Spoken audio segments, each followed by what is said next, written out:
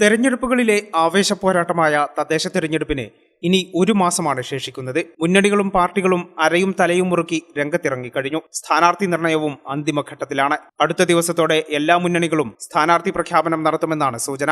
ഇക്കുറി ധാരാളം പുതുമുഖങ്ങൾക്ക് തെരഞ്ഞെടുപ്പിൽ അവസരം ലഭിക്കും. 3 ടേം നിബന്ധന കർശനമാക്കാൻ മുന്നണികൾ തീരുമാനിച്ചിട്ടുണ്ട്. അതുകൊണ്ട് തന്നെ 3 തവണ മത്സരിച്ചവർ മാറി നിന്ന് പുതുമുഖങ്ങൾക്ക് അവസരം നൽകും. ലീഗിൽ സ്ഥാനാർത്ഥി പ്രഖ്യാപനം 2 ദിവസത്തിനകം പൂർത്തിയാകും. പൊന്മുണ്ടമൊഴികെയുള്ള പഞ്ചായത്തുകളിൽ ഏകദേശ സീറ്റ് ധാരണയായിട്ടുണ്ട്. ചിലയിടങ്ങളിൽ ചർച്ച അവസാന ഘട്ടത്തിലുമാണ്. 3 ടേം നിബന്ധന കർശനമാക്കിയതിനാൽ ഇത്തവണ ഒട്ടേറെ പുതുമുഖങ്ങൾ ലീഗിന്റെ സ്ഥാനാർത്ഥി പട്ടികയിലുണ്ടാകും. മുന്നണിയിലെ സീറ്റ് വിഭജനം പൂർത്തിയാക്കിയ ശേഷമായിരിക്കും കോൺഗ്രസ് സ്ഥാനാർത്ഥി നിർണയത്തിലേക്ക് കടക്കുക.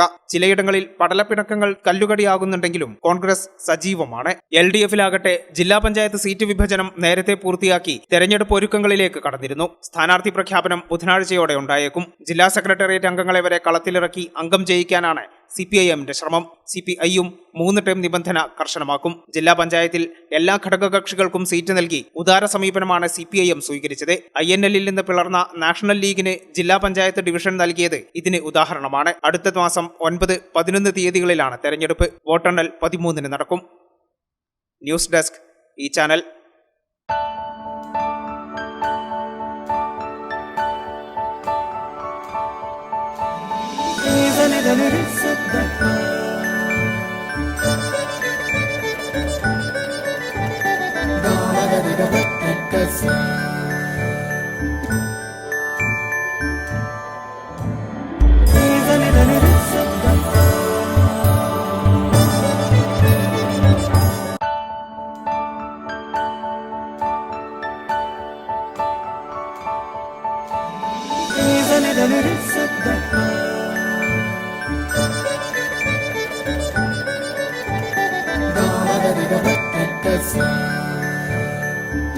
Qatar golden diamonds, Calicut road,